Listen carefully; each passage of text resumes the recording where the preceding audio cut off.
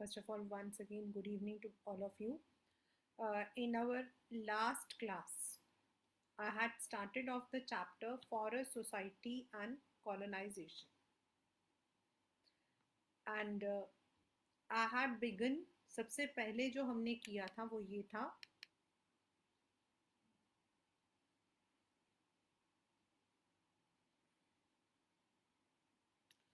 how forests are useful to us.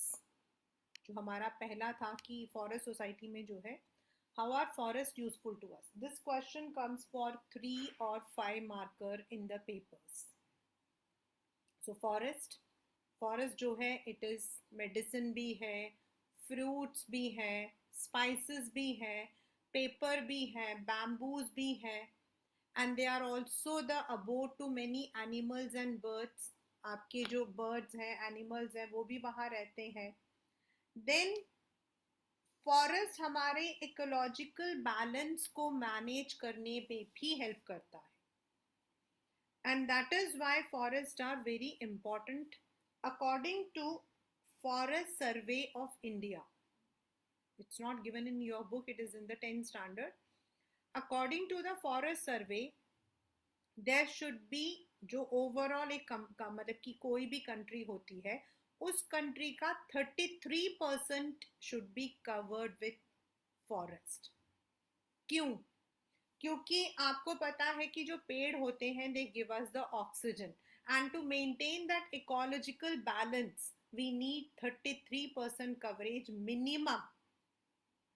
Minimum जो है आपका 33% होना चाहिए फॉरेस्ट कवरेज. फॉर एग्जाम्पल आप सोचिए कि मान लीजिए कि दिस इज द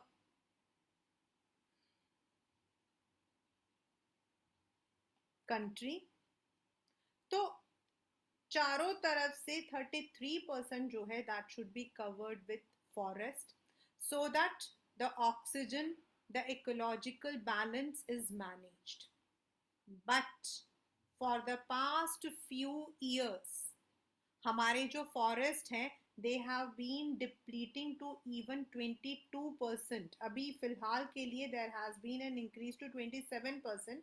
बट सोचो कि हमने जो है पिछले कुछ सालों में we have cut the forest recklessly. हमने जो फॉरेस्ट है उनको बुरी तरीके से काटा है, और उसकी वजह से क्या हुआ है, that process is what we call as deforestation. Then in the last class we had also read that what is the meaning of deforestation. Then during the colonial period, आपका ये जो है, ये जो मैंने पॉइंट्स बनाए हैं ऑल आर एनसीईआरटी ओनली, ये जो रीजंस है अंडर कॉलोनियल, ये सारे रीजंस आपको लिखने हैं, the 5 reasons. First is increase in population, second is colonial जो गवर्नमेंट था उनको लगा फॉरेस्ट तो बेकार है, उनकी जगह एग्रीकल्चर लगाओगे तो पैसा आएगा. Then for England they needed the timber. Then for railways the tracks, ये देख सकते हो आप लेफ्ट साइड में मैंने बनाया है स्लीपर्स. आपके जो 2 ट्रैक्स होते हैं उनके बीच में जो लकड़ी का प्लैंक होता है, इसका जो डेफिनेशन है it is given in your book also on the right side. Then also for the plantation का मतलब होता है एक ही जैसे आपके जो प्लांट्स हैं या ट्रीज है रो में लगाना. अब फॉरेस्ट में क्या होगा, नीम का पेड़ भी होगा, साथ में आम का पेड़ भी होगा, उसी को हम फॉरेस्ट कहते हैं. जंगली मतलब where there is no proper system, और इसी वजह से उन्होंने फॉरेस्ट को बहुत काटा.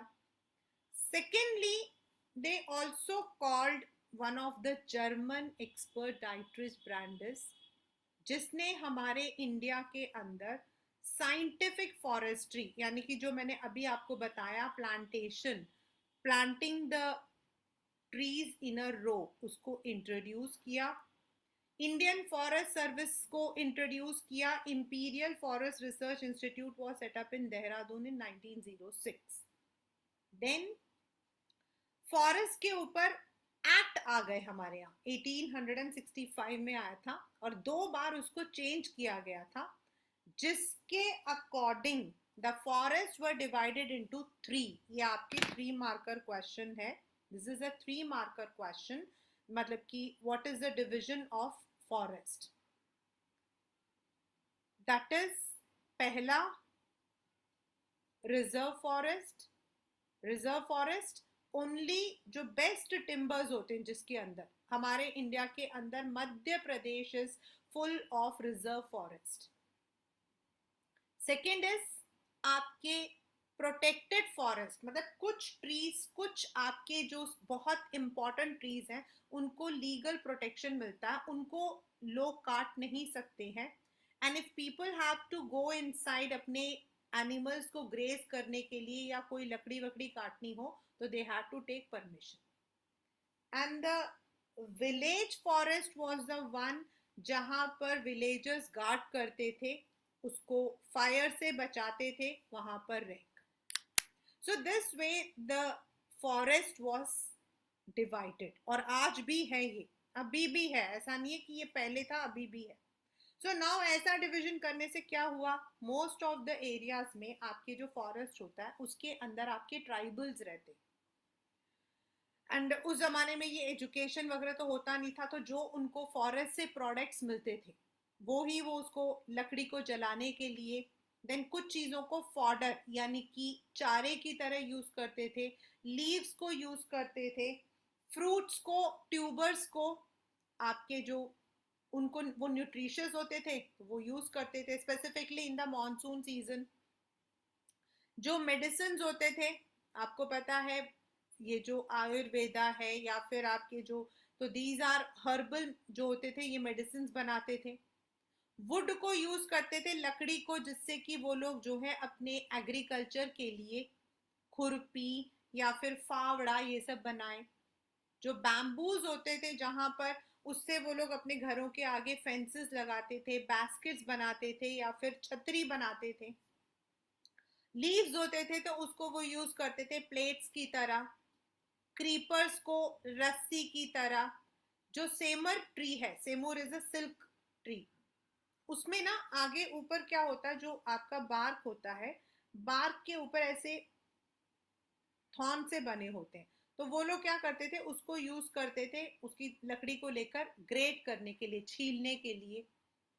महुआ जो ट्री था उसको यूज करते थे, उसका जो ऑयल होता था उसको यूज करते थे for food and lighting lamps. और जो स्कूप्ड गोर्ड होते थे, घिया होता था, उसको अंदर से खोल के उसका वाटर बॉटल बनाते थे। सो दस फॉर देम, उनके लिए फॉरेस्ट से प्रोडक्ट प्लस एनिमल्स को हंट करना, वो भी उनका काम था। एनिमल्स को हंट करते थे, उसकी जो सींग होती थी उसको यूज करते थे, उसकी जो छाल होते थे यानी कि जो स्किन होता था उसको यूज करते थे, उसके जो टीथ होते थे उसको यूज करते थे। So there were many things which was used, चाहे वो हंटिंग में हो या फिर उनका फॉरेस्ट हो।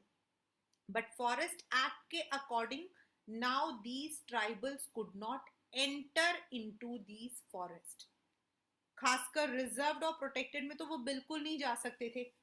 एंड अगर वो पकड़े जाते थे, if they were caught, then जो गार्ड्स होते थे वो उनसे ब्राइब लेते थे, कभी कहते थे पैसा दो तो कभी कहते थे खाना दो, उनको हमेशा डर लगा रहता था।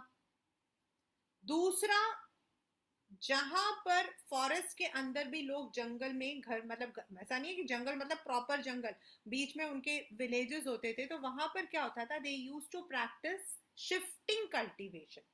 Now what is shifting cultivation, आपके पेपर में आता है, and this question is there in 10th standard also. What is shifting cultivation? As the name says, swidden agriculture, हम इसको जो है we also call with the name of swidden agriculture and shifting cultivation. तो इसका मतलब क्या होता है? इसका मतलब होता है आपके जो लैंड होता है, what the villagers will do is, जैसे उनके पास ये लैंड है तो दे will not use the entire land, वो पूरे लैंड को यूज नहीं करते थे। कुछ लैंड को वो बिल्कुल जंगल की तरह खाली छोड़ देते थे. They would leave this, and जो एग्रीकल्चर प्रैक्टिस होगा वो इस जमीन पर करेंगे. यहां पर उनको जो भी करना है वो करेंगे, और ये वाली जो जमीन होगी उसको वो छोड़ देंगे एज फॉरेस्ट. जब इस लैंड का फर्टिलिटी खत्म हो जाता, मतलब मिट्टी की जो फर्टिलिटी होती है, मिट्टी की जो पकड़, वो खत्म हो जाती है, तो then what they will do is they will shift to this area. इस एरिया को वो लोग क्या करेंगे, बर्न करेंगे, मतलब जो ट्रीज हैं उनको जला देंगे. जलाने के बाद जो एशेज आएंगी, अब जल गए तो वहां पर आपके जो है एशेज आएंगी. तो ये जो एशेज होती है, इस एशेज में जब पहली बारिश होती है तो वो लोग अपना एग्रीकल्चर स्टार्ट करेंगे, और ये वाला जो एरिया है इसको वो छोड़ देंगे फैलो. फैलो मतलब खाली, वो जंगल बन जाएगा थोड़े टाइम बाद. और ये जो चीज थी, they would be doing it in the shifting way, मतलब थोड़े टाइम इधर, थोड़े टाइम इधर, थोड़े टाइम इधर, थोड़े टाइम इधर. इसीलिए हम इसको शिफ्टिंग कल्टीवेशन कहते हैं. आज भी हमारे नॉर्थ ईस्ट वगैरह में शिफ्टिंग कल्टीवेशन प्रैक्टिस होता है. शिफ्टिंग कल्टीवेशन में यू डोंट रिक्वायर इरिगेशन, आपका जो है मॉनसून के अकॉर्डिंग वो लोग करते हैं. So in this manner, in rotation, they will be practising shifting cultivation. Now shifting cultivation के अलग अलग नाम है, जैसे मिल्पा, ध्या, kumri, jhum. Jhum is very very famous, झुमिंग. लेडिंग, in Brazil we call it as रोका. मतलब हर जगह पे प्रैक्टिस होता है. It is not only in India, but it is practised all over the world. अब यूरोपियंस को लगा कि ये जो शिफ्टिंग कल्टीवेशन है ये आपका 3 मार्कर क्वेश्चन है बच्चा. This is a 3 marker question. Why did the European ban the shifting cultivation? उन्होंने शिफ्टिंग कल्टीवेशन को क्यों बैन कर दिया? बिकॉज पहला तो उनको लगा कि ये बेकार है, क्योंकि फॉरेस्ट फायर जब होता, क्योंकि वो लोग एशेस को जलाते थे, ट्रीज को जलाते थे, तो उनका मानना था कि जब ट्रीज को जलाते हैं तो पूरा का पूरा जो एरिया है उसमें आग लग जाती है, and it destroys the timber. Secondly, government उनसे टैक्सेस लेती थी, तो कभी छोटा एरिया होगा उनका तो कभी बड़ा एरिया होगा, तो गवर्नमेंट के लिए it became very difficult to calculate the taxes. और इसीलिए उन्होंने जो है, जो आपके जो लोग शिफ्टिंग कल्टीवेशन करते थे उनको बैन कर दिया, that they can not practise the swidden agriculture or shifting cultivation. अब इससे क्या हुआ, एक तरफ फॉरेस्ट के अंदर नहीं जा सकते थे, दूसरी तरफ शिफ्टिंग कल्टीवेशन को भी बंद कर दिया. अब लोग क्या करेंगे, हाउ दे विल सरवाइव? तो कई लोग तो अपने फॉरेस्ट को छोड़कर दूसरी जगहों पे चले गए, कुछ लोगों ने अपना ऑक्यूपेशन चेंज कर लिया, कुछ ने प्रोटेस्ट किया. As I said, there was a ban on cultivation, there was a ban on entering into the forest. तो जब फॉरेस्ट के अंदर एंट्री नहीं थी तो जो वो लोग हंट करते थे वो भी बंद हो गया. अगर वो पकड़े जाते तो दे वर पनिश्ड. अब वो लोग बड़ी बड़ी चीजों को हंट नहीं करते थे, दे did not Hunt the large, मतलब कि ऐसा नहीं कि वो लोग जो है शेर को कर रहे हैं, इसको कर रहे हैं, नहीं, उनको तो छोटे छोटे जानवर जिसके वो लोग, मतलब which they could use for their own purposes, वो यूज करते थे. जैसे मैंने बताया, जैसे हाथी के जो दांत होते हैं, they are, it is used in the medicine also, and it is used in the jewels also. Then आपके जो स्किन होते हैं ऑफ एनिमल्स, डियर वगैरह, उनको तो दे यूज टू. तो जो उनका राइट था, पहले तो ट्राइबल्स को ये राइट था कि दे कुड, कस्टमरी राइट, मतलब this was their right which was given, ये उनको राइट दिया गया था पहले, लेकिन अब वो राइट्स जो है उनसे छीन लिए गए. Now they could not Hunt. The villagers could not hunt in the villagers could not hunt in the areas. But British खुद जो है they would be hunting. ऐसा नहीं था कि वो लोग एनिमल्स को बहुत प्यार करते थे, ऐसा नहीं है कि वो लोग एनिमल्स को प्यार करते थे ना, हंटिंग तो उनके लिए जरूरी था, but they did not want the tribals और द विलेजर्स टू हंट. उनके लिए दैट वाज द स्पोर्ट. उसके लिए उनके लिए वो स्पोर्ट्स था. हंटिंग उस जमाने में एक बहुत बड़ा स्पोर्ट्स माना जाता था. इनफैक्ट अगर आप मुगल पेंटिंग्स को देखोगे, it is given in your book also, तो आप देखोगे उस जमाने में वो पिकॉक, देन आपके एंड शेर, ये सब की जो है यू कैन सी छाल वो रखते थे. अगर महलों में जाओगे तो on the wall they would B decorating it with the skin of the animals. तो दिस वाज वेरी फेमस. उनके लिए तो जो बड़े बड़े एनिमल्स होते हैं दे वर वाइल्ड, सैवेजिंग, मतलब वो अटैक करने वाले होते थे. और इसीलिए उनको लगता था कि अगर हमें इंडियंस को सिविलाइज करना है, अगर हमको उनको जो है सिविलाइज करना, सिविलाइज मतलब उनको जो है अच्छा बनाना है, उनको प्रॉपर ह्यूमंस की तरह, तो उनको जो है सबसे पहले एनिमल्स को अगर हम मार डालेंगे, अगर एनिमल सारे खत्म हो जाएंगे, तो देन ये जो ट्राइबल्स है they will also become civilised. और इसीलिए जो भी बड़े बड़े राजा, नवाब, ये सब जब एनिमल्स को किल करते थे तो उनको जो है रिवॉर्ड मिलता था. उनको गांव मिलता था रिवॉर्ड में, ज्यूल्स मिलते थे रिवॉर्ड में, बहुत सारी चीजें मिलती थी.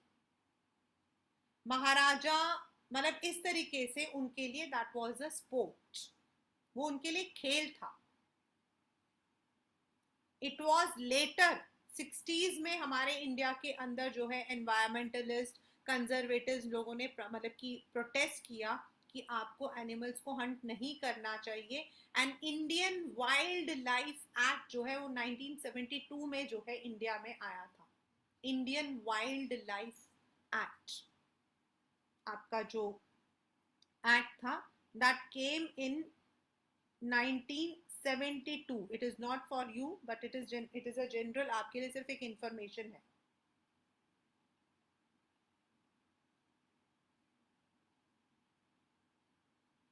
This is not in your book, but it is just an information. मतलब इतने सालों बाद हम लोगों ने जो है इस चीज को समझा था that the animals must not be hunted. लेकिन उससे पहले जो राजा महाराजा होते थे वो लोग हंट करते थे. तभी तो आपके बड़े सारे जो फिल्म स्टार्स हैं they were in fact caught in this problem. Maharaja Surguja जो थे उन्होंने अराउंड 1157 टाइगर्स, सोचो 1157 टाइगर्स, 2000 लेपर्ड्स मतलब उन्होंने मारे हैं. उसी तरीके से ब्रिटिश एडमिनिस्ट्रेटर जॉर्ज यूल करके एक आदमी था, उसने 400 टाइगर्स मारे हैं. उनके लिए that was, but they did not allow the villagers or the tribals to hunt or to go inside. अब ये लोग क्या करेंगे फिर? एज आई सेड, इनके लिए तो it was very important to live in the tribe, क्योंकि ये लोग फॉरेस्ट के आसपास रहते थे. अब ये क्या करते? मतलब that was not a time जब आप कह सकते हो कि हाँ मैम पढ़े लिखे क्यों नहीं थे. ये वो टाइम नहीं था. This is all in 1900s, 1940, 45. तो कुछ लोगों ने जो है जैसे जैसे गवर्नमेंट ने नई अपॉर्चुनिटीज दी, उनको बोला कि यहाँ पर एग्रीकल्चर होगा, तो वो वहां पे काम करने लगे. कुछ लोगों ने फॉरेस्ट प्रोडक्ट्स में ट्रेडिंग करना शुरू कर दिया, जो भी उनको मिलता था उसको बेचकर अपना काम. इवन ये चीज इंडिया में नहीं थी, इवन अक्रॉस द वर्ल्ड. जैसे ब्राजील में अमेजन, आपका जो फॉरेस्ट है, Amazon forest is one of the largest forest. Last year उसमें आग भी लगी थी. There was a fire also in that. वहां पर भी the same kind of problem was there. तो वहां पे लोगों ने क्या किया, जो आपके रबर ट्रीज होते हैं, रबर के, उसका जो लेटेक्स होता है, लेटेक्स का मतलब होता है मिल्क, उसको कलेक्ट करते और बेचते, क्योंकि उस लेटेक्स को ही यूज करके हम लोग रबर के प्रोडक्ट्स बनाते हैं। तो वहां पर in Amazon, near the Amazon in Brazil, people collected rubber trees, मतलब they had to shift over. उनका जो ट्रेडिशनल था वो तो उनका खत्म हो गया, they had to shift to other occupations, उनको दूसरे ऑक्यूपेशन में जाना पड़ा। इंडिया में भी ऐसे ही कई आपके ट्राइबल्स कम्युनिटीज थे, लाइक बंजारा। बंजारा कौन होते हैं? नोमैड्स। बंजारा कौन होते हैं? नोमैड्स, जो एक जगह से दूसरी जगह जाते हैं। वो भी ऐसे ही करते थे, जहां से उनको सामान मिलता दूसरी जगह जाकर बेचते, क्योंकि अब फॉरेस्ट में रहना was difficult for them. Now the next problem came is, क्योंकि ट्रेड भी रेगुलेट कर दिया था, यूरोपियन फर्म्स को दे दिया था, लोगों को जो है, लोकल पीपल को जो है ग्रेस करने के लिए या हंट करने के लिए परमिशन लेना पड़ता था। और उस जमाने में आपके बड़े सारे कम्युनिटीज होते थे, जैसे कोरावा, कराचा, येरुकोला, ये सब जो है इन बेचारों की सबकी जो है, जो भी इनका लाइवलीहुड था, लाइवलीहुड मतलब जिससे ये अपने आप को जिंदा रखते थे, जिससे ये लोग कमाते थे, वो खत्म हो गया। इनमें से कुछ ट्राइबल्स को तो ब्रिटिश ने क्रिमिनल ट्राइब का नाम भी दे दिया था, under the inland immigration act. और इन क्रिमिनल ट्राइब्स को क्या किया जाता था? इन पर नजरबंदी की जाती थी, इन पर नजरबंदी की जाती थी। Means the British will keep an I over them, कि कहीं ये लोग जो है चोरी चकारी तो नहीं करते।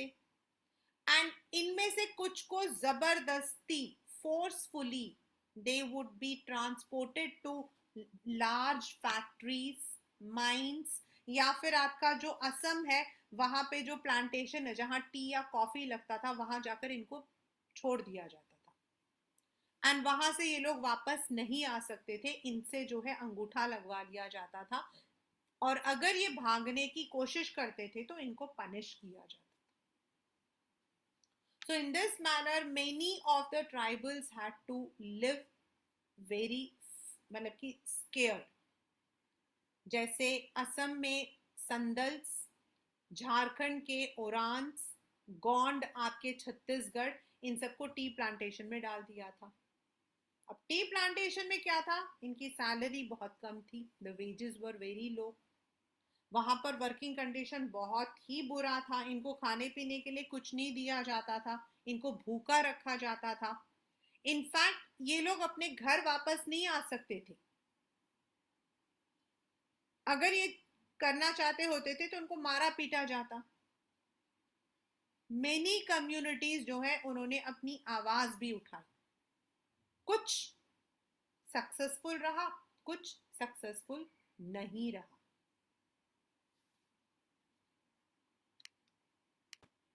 I told you about the forest products. How are forests useful? Then, what were the reasons for deforestation under colonial rule?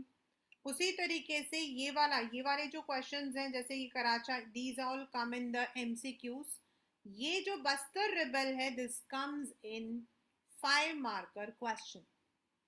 Now अगर हम लोग मैप में देखें तो बस्तर जो है वो आपका झारखंड, एक तरफ मध्य प्रदेश, दूसरी तरफ उड़ीसा, एक तरफ महाराष्ट्र, नीचे की तरफ आंध्र प्रदेश, वहां पर है। एंड वहां पर आपके अलग अलग तरीके के कम्युनिटीज रहते हैं, मुरिया, मारिया, मुरिया गौंड, धुरवास, धतरास, हल्हास, मतलब अलग अलग तरीके। अब ये लोग कम्युनिटी में अलग हैं, ये लैंग्वेज इनकी अलग होती थी, लेकिन ये लोग सब एक ही चीज में बिलीव करते थे, और वो क्या था? What did they believe? That जो लैंड है, जो पहाड़ है, जो रिवर्स है, जो फॉरेस्ट है, these are the gifts of nature. इसे हमें गवर्नमेंट ने नहीं दिया है, तो गवर्नमेंट उसमें हमसे टैक्स क्यों मांगती है भाई? These are not given by government. The what you call as earth, mountains, forest, और हमें जो है we should look after them, हमें उनकी देखभाल करनी चाहिए और उनको जो है भगवान समझकर उनको कुछ ना कुछ वापस करना चाहिए। लाइक इन छत्तीसगढ़ एक वहां पे बड़ा फेमस एक वो है sacred Grove. Sacred Grove, sacred Grove जो है, सेक्रेड का मतलब होता है पवित्र, सेक्रेड का मतलब होता है पवित्र। तो वो लोग क्या करते हैं, जो इमली होती है, टैमरिंड, या फिर आम होता है, मैंगो, इनके जो आपके जंगल होते हैं, इनके जो आपके मतलब कि फार्म्स होते हैं, उनको वो लोग भगवान का रूप मानते हैं एंड दे परफॉर्म सम पूजा, उसके लिए वो लोग कुछ रिचुअल्स करते हैं and they don't even allow the Indian government to enter into that. वहां पर वो लोग इमली, देन आपका जो मैंगो, इन सब की पूजा करते हैं, क्योंकि उनका मानना है कि ये सब हमें भगवान ने दिया है और हमें भगवान को वापस करना चाहिए। इवन वो लोग उन अपने जो फॉरेस्ट है जहां पर ये सारे पेड़ पौधे आते हैं, दे वुड खुद जो है दे would be looking after them, they would B patrolling. Patrolling मतलब रात को जाग कर उसकी देखभाल करना, वो लोग उसकी रात को देखभाल करते हैं और एक विलेजर को दूसरे विलेज से अगर कोई सामान चाहिए, if they need some items from another forest, तो वो जाकर फॉरेस्ट से ले नहीं सकते थे, वो नहीं ले सकते थे। उनको जो दूसरा विलेजर है उनको कुछ फीस देनी पड़ती थी और उस फीस को हम बोलते हैं देवसारी, दंड और मन। मतलब ये लोकल लैंग्वेज में बोला जाता है। मान लो मैं जो हूँ दिलशाद गार्डन गांव की रहने वाली हूँ, ठीक है, और आप जो हो you are living in Shadra village. अब शादरा विलेज में कुछ पेड़ हैं, मुझे उसके फ्रूट्स चाहिए, मेडिसिन बनानी है मुझे, तो मैं जाकर तोड़ नहीं सकती हूँ उस फॉरेस्ट से। मैं शादरा विलेज में जो लोग रहते हैं, आप लोग जो रहते हो, आप लोगों को मैं कुछ अमाउंट दूंगी, फीस दूंगी, और उस फीस को मैं बोलती हूँ देवसारी, दंड और मन, एंड फिर मैं ले सकती थी। मतलब वो लोग ऐसे पेड़ में से सामान को नहीं तोड़ते थे। इनफैक्ट एवरी ईयर एक मेला जैसे लगता था जिसमें विलेजर्स, बहुत सारे विलेजर्स के जो हेडमैन होते हैं, उस जमाने में पंचायत तो नहीं होता था, जो उनके हेडमैन होते थे, वो लोग सब मिलते थे एंड डिस्कस करते थे कि किस तरीके से वो लोग फॉरेस्ट की रखवाली कर सकते हैं। मतलब जो कम्युनिटीज होती हैं, दे वर वेरी पर्टिकुलर। लेकिन अंडर द फॉरेस्ट एक्ट के अकॉर्डिंग कॉलोनियल गवर्नमेंट ने क्या कहा, जितने भी फॉरेस्ट हैं जहां पर भी, उसका 2/3 यानी कि 75% हिस्सा जो है इट विल बी रिजर्व्ड।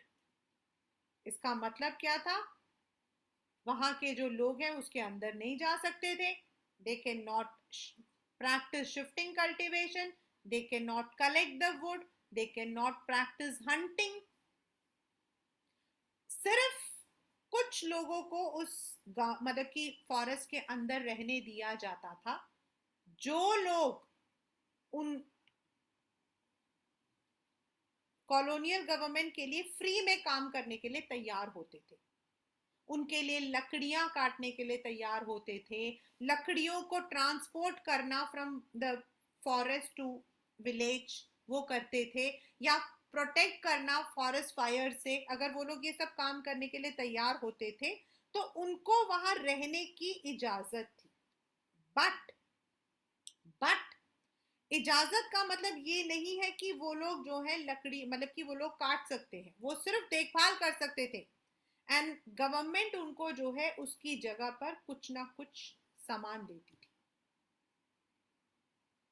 लेकिन इससे विलेजर्स बहुत सफर हुए। उन लोगों ने डिस्कस किया, बड़े सारे जो हेडमैन थे, प्रीस्ट थे, वो लोग जगह जगह पर जो है असेंबल हुए आपको मैंने बताया कि छत्तीसगढ़ में आपके अलग अलग तरीके की कम्युनिटीज थी, गोंड, धुरवा, भत्रा, हलवास। तो उनमें से जो धुरवास थे, उनका एक लीडर था गुंडाधर, नेदनर विलेज करके, वहां से उसने एक मूवमेंट स्टार्ट की। वो मूवमेंट क्या था?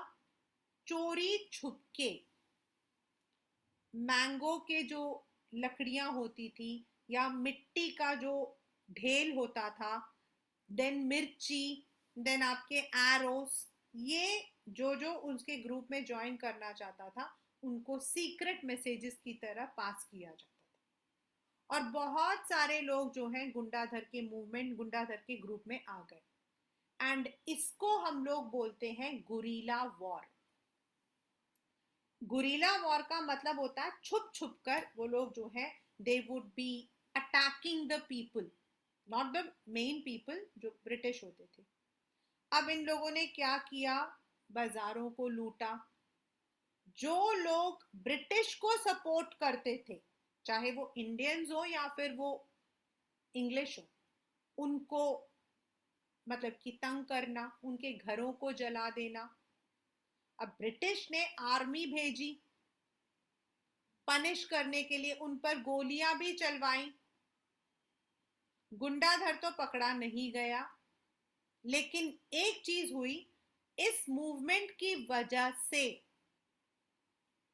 जो गवर्नमेंट ने पहले बोला था 2/3 of the forest will be reserve, उसको कम करके ओनली 1/3 उन्होंने किया। मतलब एक तरफ से आप कह सकते हो कि जो बस्तर रिबेल था, दैट वाज सक्सेसफुल। लोगों ने जब आवाज उठाई तो ये सक्सेसफुल रहा। ब्रिटिश को जो है उनके आगे झुकना पड़ा, and they had to reduce the reserve forest area. और ऐसे मूवमेंट कई जगहों पे रहे हैं, जहां पर जो ट्राइबल्स हैं, जो लोकल विलेजर्स हैं, जो फॉरेस्टर्स हैं, उन्होंने गवर्नमेंट के खिलाफ अपनी आवाजें उठाई। But one of the very famous is आपका Bastar rebel. This is the one, you can use the entire जो लिखा हुआ वो आप यूज कर सकते हो।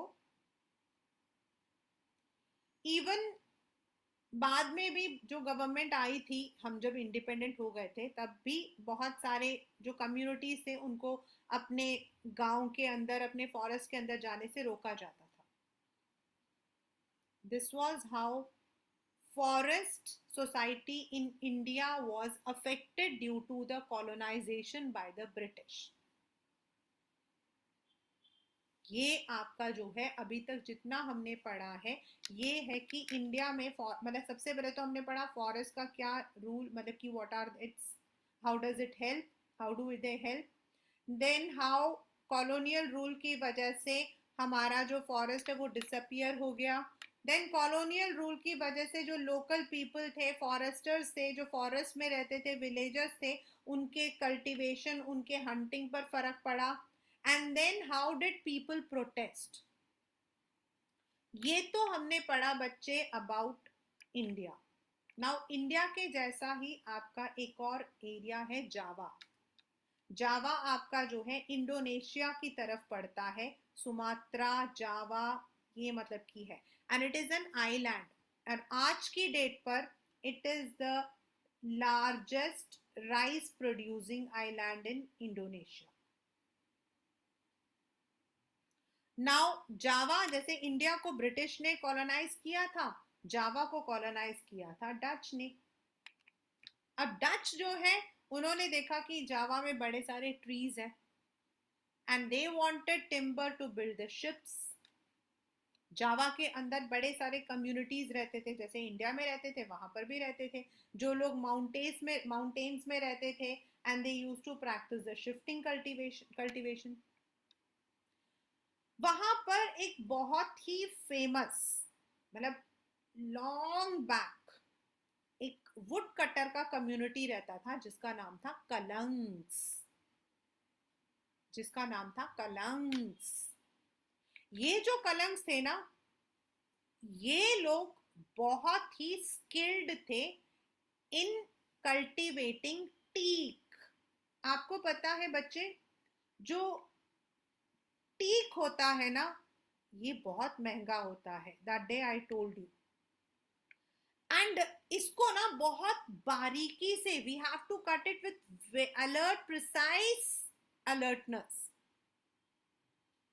और ये जो कलंग्स थे they were expert in teak cutting.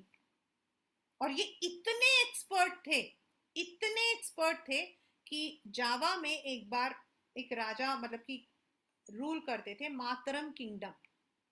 उन्होंने जावा को 2 हिस्सों में बांट दिया। जब जावा को 2 हिस्सों में बांटा तो जो कलंग्स थे उनकी फैमिली को भी 2 हिस्सों में बांट दिया कि भाई इतनी फैमिली जो है इस वाले किंगडम में जाकर टीक वुड कट करेगी और इतनी फैमिली जो है इस वाले किंगडम में जाकर टीक वुड करेगी। मतलब वो इतने एक्सपर्टीज थे। When the Dutch gained the control, तो वो लोग चाहते थे कलंग्स उनके लिए काम करे, लेकिन कलंग्स उनके लिए काम नहीं करना चाहते थे। और गुस्से में उन्होंने डच का एक फोर्ट था, किला जॉना में, उसको अटैक किया, लेकिन ये लोग पकड़े गए।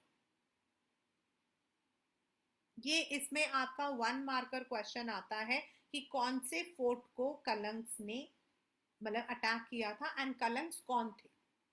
दे were the skilled teak wood cutters. अब जैसे इंडिया के अंदर ब्रिटिश ने साइंटिफिक फॉरेस्ट्री इन मतलब कि इंट्रोड्यूस किया था, सिमिलरली वहां पर भी डच ने फॉरेस्ट एक्ट इनैक्ट किया था, लेकिन वहां पर हमारे जैसा नहीं था, उनका थोड़ा अलग सिस्टम था। हमारे यहाँ तो reserve, protected and village forest था, लेकिन वहां उन्होंने अलग किया था, राइट?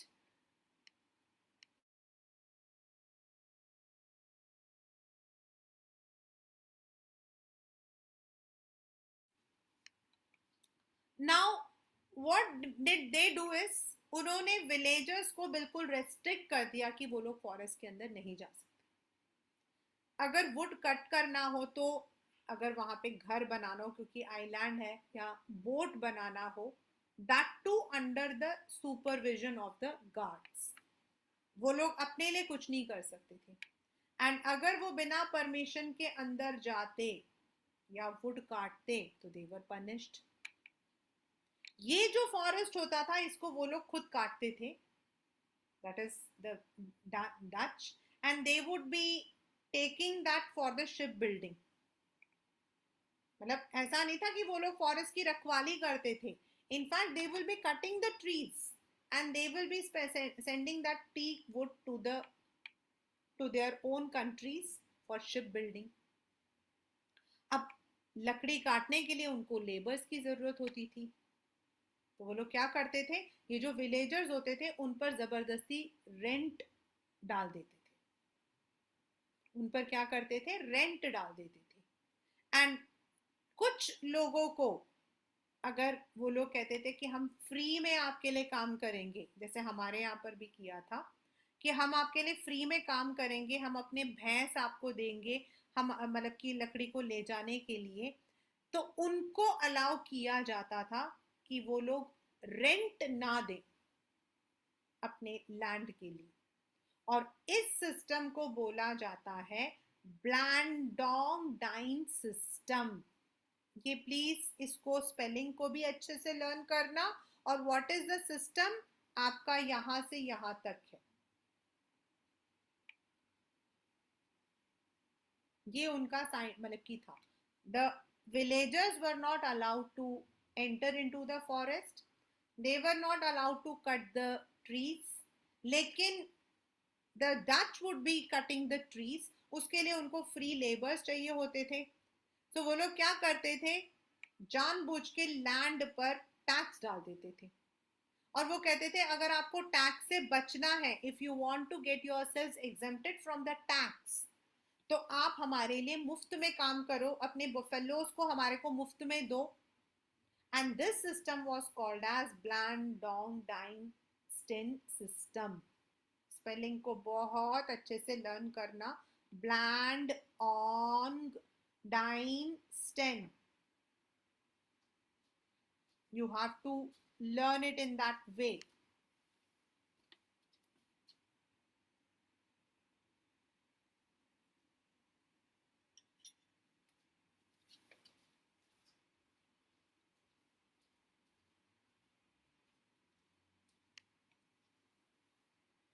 नाउ वहां पर भी जैसे हमारे यहाँ पे धुरवास थे, वहां पर भी थे सामिन। दैट वाज अ सामिनिस्ट, एक मतलब वहां पे एक बड़ा सा विलेज था। ये पेपर में 3 मार्क्स का क्वेश्चन है। जो आपका ब्लैंडोंग डाइनस्टीन सिस्टम है, this is a 1 marker question. लेकिन जो सामिन का चैलेंज है, ये 3 मार्कर क्वेश्चन है। अब सुरंतिको सामिन जो है, उसने कहा जो फॉरेस्ट है, जैसे इंडिया में कहा सेम, जो फॉरेस्ट है it is given by God. The government, state मतलब the government has not created wind, water, earth और वुड, तो हम उसको जो है टैक्स क्यों दे। और सामिन के इस मूवमेंट को बहुत सारे, मोर देन 3000 पीपल सपोर्टेड सामिन। उसमें से उनके खुद के दामाद भी थे, सन इन लॉ भी थे। जब डच उनके टीक जो ट्रीज हैं उनको काटने आए, तो बहुत सारे लोग इंक्लूडिंग सामिन वो नीचे लेट गए एंड दे रिफ्यूज टू पे टैक्सेस और फाइन। हमारे यहाँ पर भी ऐसा ही हुआ था इन उत्तराखंड। आपकी बुक में नहीं है, मैं जस्ट आपको बता रही हूँ। एक मतलब दिस वाज आफ्टर इंडिपेंडेंस।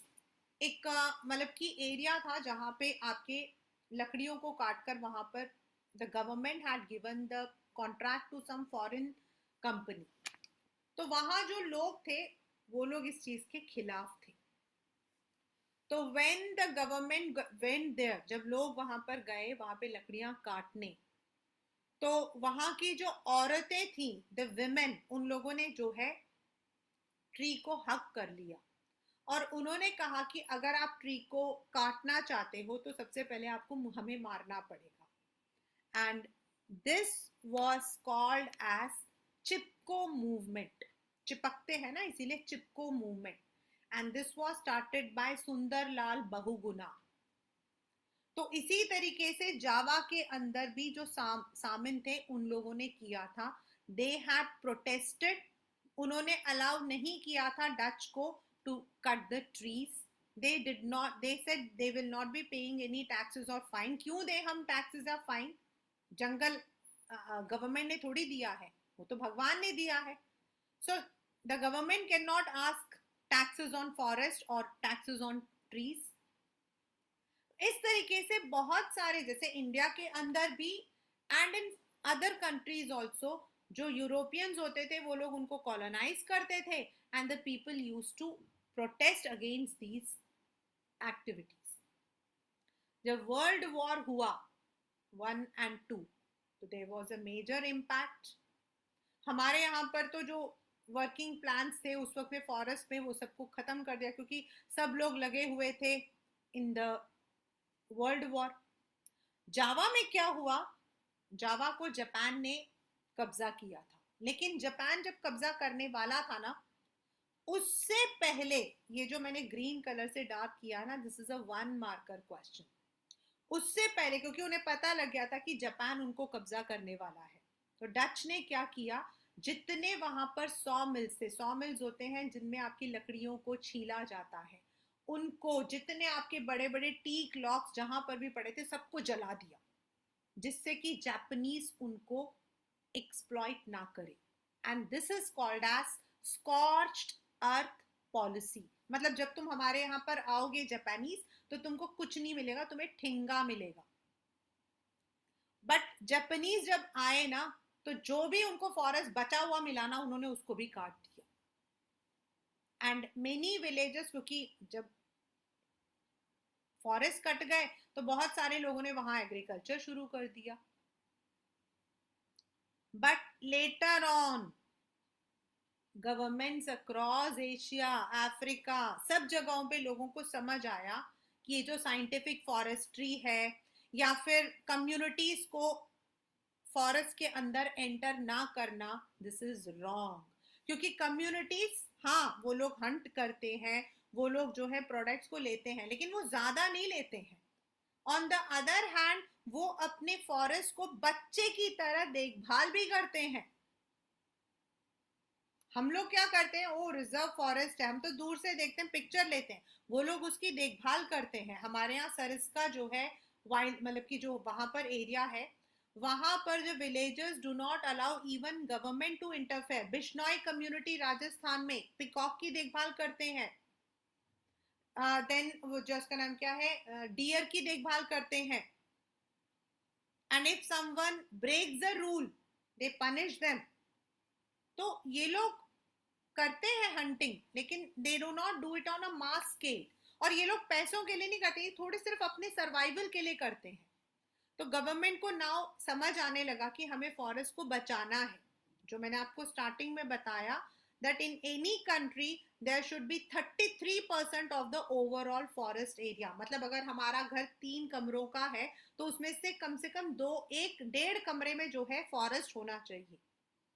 ये बाद में लोगों को समझ आया। जैसे मैंने आपको बताया, मिजोरम से लेके केरला तक there are people, there are communities जो सेक्रेड ग्रोव्स में अपनी फॉरेस्ट की देखभाल करते हैं, जैसे सरना, देवर कुड़ू, कन, राय करके। कुछ लोग फॉरेस्ट में पेट्रोलिंग करते हैं, जैसे मैंने आपको बताया बिश्नोई कम्युनिटी आपका, दे आर वेरी पर्टिकुलर, क्योंकि राजस्थान के अंदर पीकॉक्स कम हो रहे थे। तो इन लोगों ने जो है पिकॉक्स की, डियर की देखभाल करनी शुरू की। इन्हीं की वजह से many film actors were also caught, many celebrities.